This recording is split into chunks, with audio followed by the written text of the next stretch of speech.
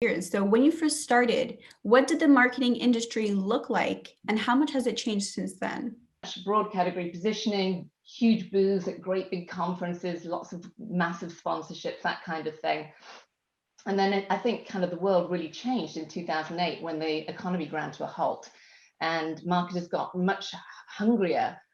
Were hungrier than ever for analytics and much more precision. And the focus was much more on driving higher ROI online and digital customer acquisition and retention programs. And it was around then that things like, the marketing and automation tools were starting to gain fire, like Salesforce and Eloqua. And, everyone really wanted to win that platform battle.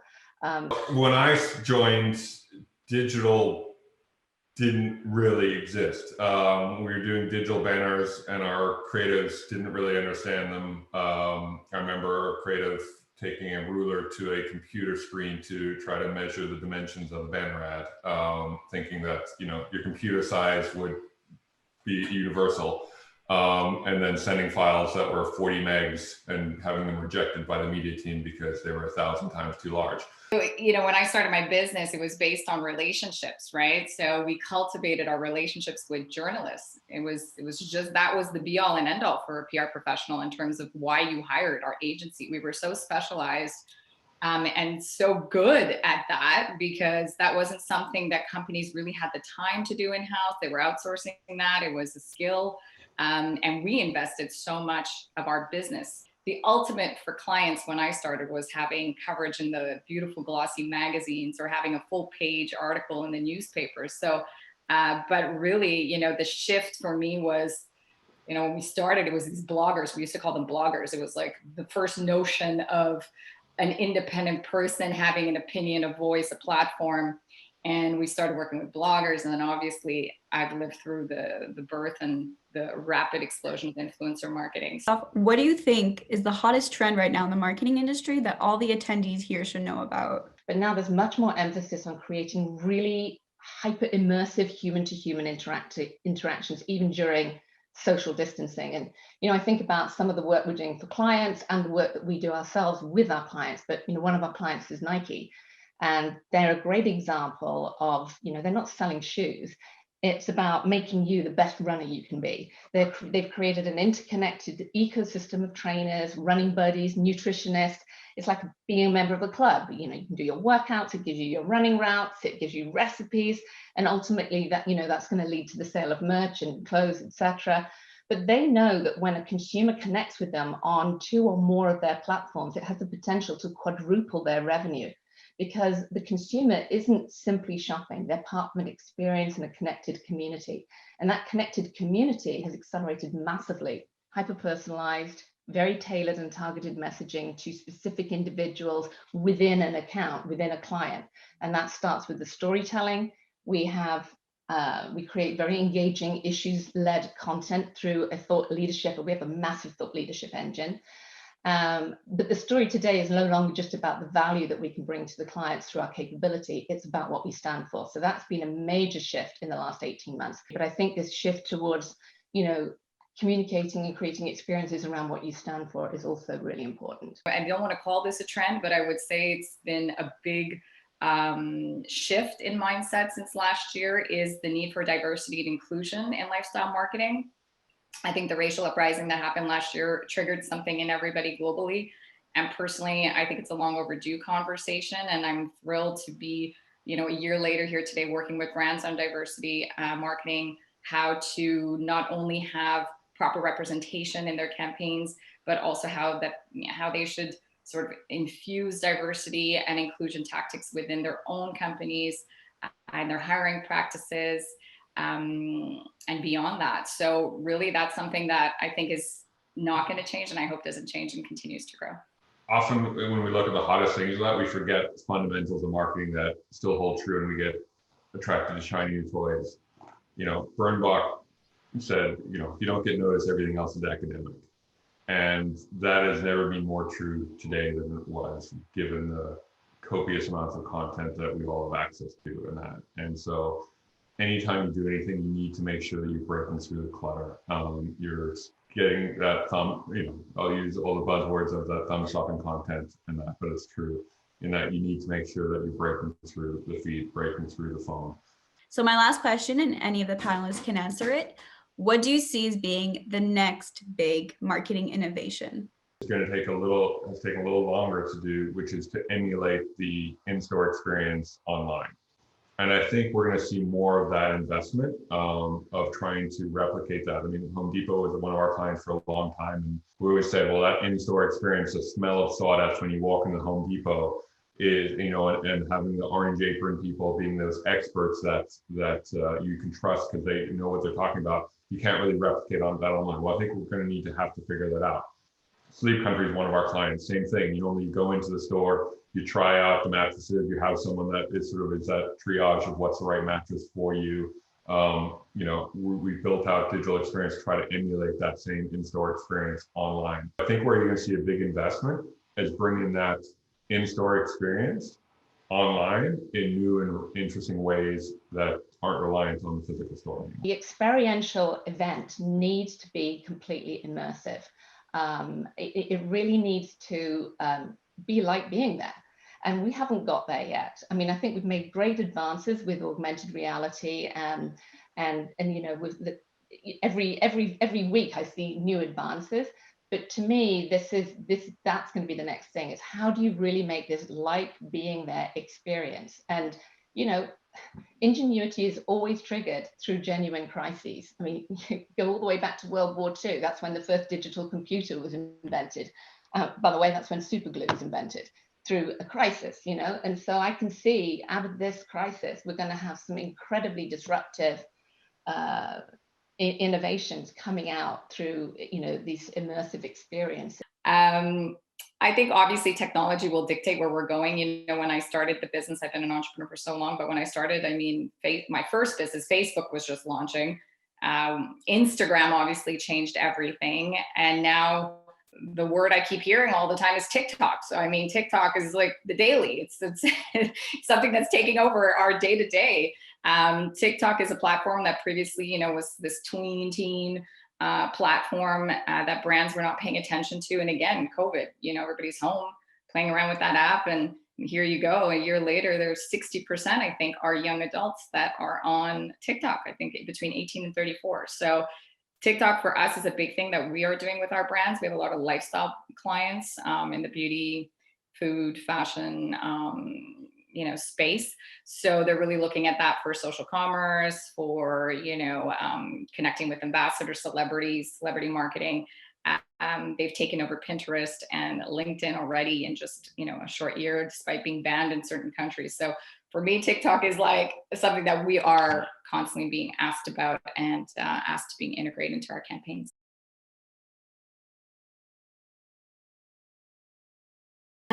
Another piece that really helps with that is context. We often say the context matters almost as much as the message. And the reason is that looking at this image on the left with the McDonald's arches being turned upside down, that on any other day is just like, okay, cool. What did you do? Cool architecture. But they did it on International Women's Day. And so right away, because it was contextually relevant, it got charged through media and went everywhere. So when you're thinking about the message you're putting out, you really should be thinking about the time it's going out, the place it's going out, what's the mindset of the person that's going to see it, what's happening in the world around it. Otherwise, you may, on the converse side, come off tone deaf, come off misbeat, or come off not having any meaning towards it. So always considering your context with your messaging is also how you get to this really interesting place of breaking convention. This was a very simple action in the sense of just turning an M to a W, but because it was on that day, it really took off PR-wise for McDonald's. When you're trying to get to a place where you're pushing the convention, is don't forget about the art. Just because you're selling I don't know, Advil, doesn't mean you can't think about art and how you're doing that too. So this is something that is a really nice way of getting out of your category. And when we talk about breaking convention, oftentimes it's because we're trying to zig when the category is zagging or vice versa. So if car ads are always this single way, which I'm sure we've all seen, fast car driving in city, like night time and lots of lights, like what can we do differently that breaks the car convention? And sometimes with the artfulness of what you choose and the storytelling you choose or the line that you choose is what pushes it out of its own category and breaks that convention. It's hard to be brave, but do it anyway. I think that we often see in the award shows, in culture, the brands that are brave are often the ones that get the most praise. I think that the example on the right, we often think about the Nike example as these like big, bold statements, but this example of Buckley is they were just brave about what they said about their product. It's not every day that a brand will come out and say like, it tastes like shit, but it works. And I think having that bravery to just believe in the efficacy of your product over the taste of it, allow them to have a campaign that's worked for decades over and over and has really made them stand out in a category like cough syrup.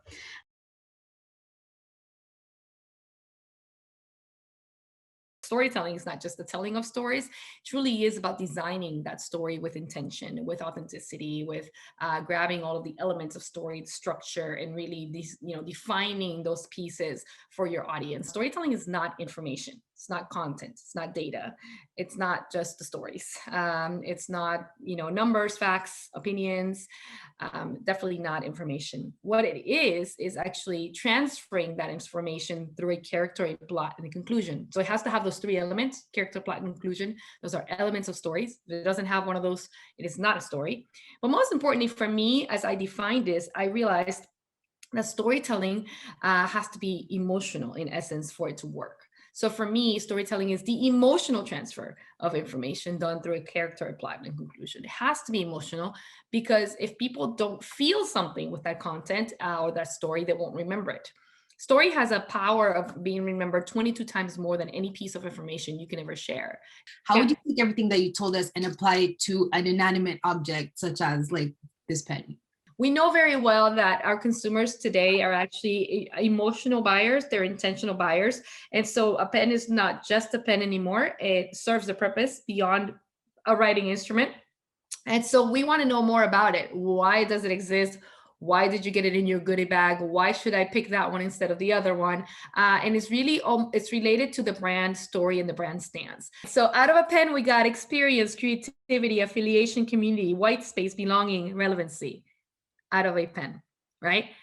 The pen didn't sell the pen. The pen sold an experience to all of us, to all of you. And that's the story behind the pen. It's symbolic of something beyond. It creates a feeling. Once it creates a feeling, then we are more apt to look at that pen and then choose that one instead of a regular pen, right? Because now we feel part of something. We are remembering an experience, we're remembering an event, we're feeling creative. It's a blank space of some sort. And that is how you sell a pen. You sell the experience behind the pen. You tell the story of what it does. If you see JMMA and say, okay, the story behind this pen is we wanted you to think about selling a pen. Now they remember this. The audience will now remember that the pen symbolizes how do you sell a pen. So there's a story behind the pen, and that's what it does for people. And that's why storytelling transfers information emotionally more than any other piece of information you will share.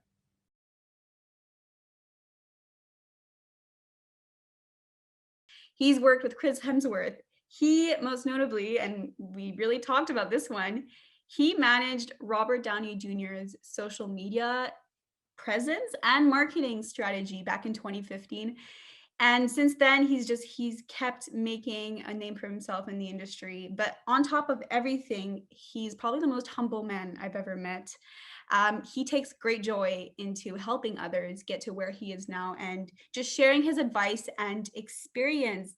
So without further ado, Brad Lambert, please take it away. Let's talk about branding, right? You guys familiar with branding, right? Well, I want to let you guys know that everyone in this room is a brand, whether you like it or not. That's the reality of your world today. With social media, with online, with everything out there, you are a brand. especially in today's world, everyone in this room is a brand. Everyone. So if you exist on social media, that is your brand. And if you don't take the time to brand yourself appropriately and correctly, somebody else is going to do it for you. And you do not want that to happen, because image is everything, but perception is reality, right? So you better make sure the image and brand that you create for yourself is one, true, genuine, and authentic, but does a perfect job at explaining who and what you are. Because if you don't have a solid brand, you don't exist. Maximize my time, especially in this industry, to build as many relationships as I can, genuine relationships, by the way, and just get my name and my brand out there. If you stay in your little bubble, it's impossible to build a brand. So all the companies that you're either trying to work for or the people you're trying to collaborate with, the first thing they're going to go and do is look at your social media and see who you are and what you're about. So you better make sure it's a good impression. That's it. You need to have that wow factor, whether it's in what you're doing or who you are on the inside. And that's really important. If you're going all in on social media and you're portraying yourself well over there with photos and videos and showcasing your talents in the field that you're in, you will get people's attention. I had a big producer call me a few weeks ago on my birthday out of the blue. And he was like, "Hey man," he's like, "I've been seeing your content." And this guy's like, by no means like, we're not super close. I don't know him super well, but we know each other. I would say he's a friend, but we're not best friends. We haven't known each other for 10 years. Like, this guy called me out of the blue and he's like, "I've been seeing your content. It's incredible. I didn't know you had this in you. You know, I knew you spoke, I knew you did podcasts, but you were a legitimate host." And this is a guy who works with like Jennifer Lopez and Derek Huff and like legitimate hosts, well-established hosts in the industry, right? So because of how I branded myself, I got an opportunity, and we're cooking up something good on the side.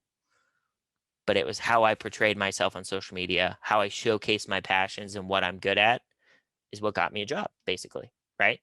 Got the attention of somebody who could give me a job. And that's what you guys need to do. That's how you need to brand yourself. It's always chase your passions, add value, elevate the people around you, and good things happen.